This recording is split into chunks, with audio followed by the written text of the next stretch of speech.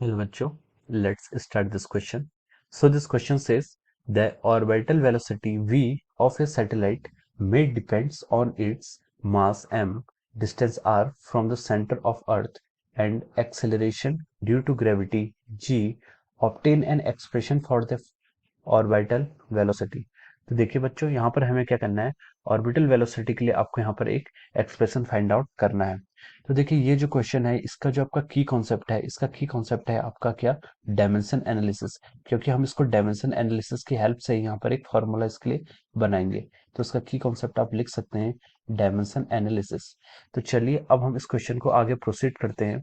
तो देखिए इसने बोला कि the orbital velocity v of A satellite depends upon the mass. जो उसकी ऑर्बिटल वेलोसिटी है v, वो डिपेंड्स करती है, किस पर डिपेंड करती है, मास पर डिपेंड करती है, distance r from the centre of the earth r पर डिपेंड करती है, and acceleration due to gravity g पर भी डिपेंड करती है। अब कैसे डिपेंड करती है ये कैलकुलेट करने के लिए हम इनके कुछ कोफिशिएंट देते हैं। m को हमने इंडिसेस दे दिए, m की पावर हमने a कर दी, r की पावर हमने b कर दी और g की पावर हमने यहाँ पर c कर दी है। ठीक है, ये आपको डिपेंडेंसी कैलकुलेट करनी है।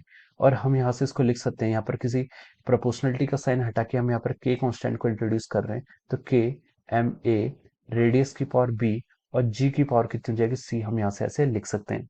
अब देखिए अब हम इस फॉर्मूले को, हमें एक्सप्रेशन जो डिराइव करना है ये हम डायमेंशन एनालिसिस का यूज करके करेंगे। तो वेलोसिटी की डायमेंशन आपकी लेफ्ट हैंड साइड में जो है, वेलोसिटी की डायमेंशन होती है आपकी LT-1 is equal to k times mass की डायमेंशन होती है आपकी सिर्फ m, और हम उसकी पावर a लिख देंगे।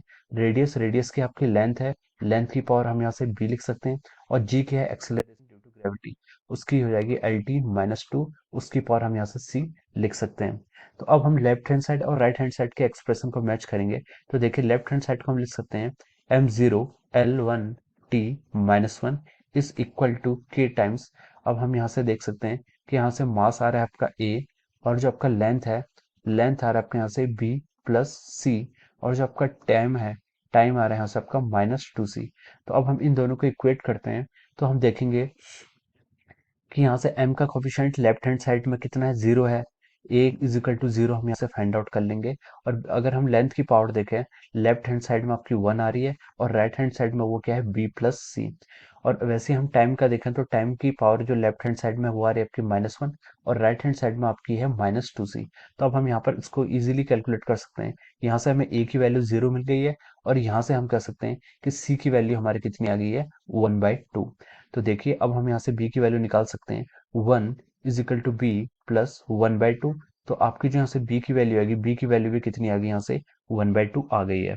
तो चलिए अब हम इसको फाइनल पुट करते हैं। तो वेलोसिटी की जो प्रोपोर्शनलिटी पूछी थी, वेलोसिटी डिपेंड्स अपॉन मास। मास पे आपका क्या है, मास पे आपकी ए की, मास पे डिपेंड नहीं करती है। तो हम लिख सकते हैं मास, ए की वैल्यू यहाँ पर 0 पुट कर दी, और आर, आर की आपकी रेडियस, रेडियस पे ये बी पर डिपेंड करती थी तो 1/2। और आपका जी है acceleration due to gravity G, उस पर भी ये कैसे डिपेंड करती है, 1/2 पर डिपेंड करती है। तो हम यहाँ से लिख सकते हैं कि velocity is proportional to root of your r and g. तो ये जो आपका फाइनल आंसर है, this is our final answer. तो ये क्या है, आपका एक्सप्रेशन है किसका, ऑर्बिटल वेलोसिटी का, जो डिपेंड करता है सिर्फ आर और जी पर। ये एम मास से क्या है, इंडिपेंडेंट है। So I hope you all understood this concept. Thank you so much.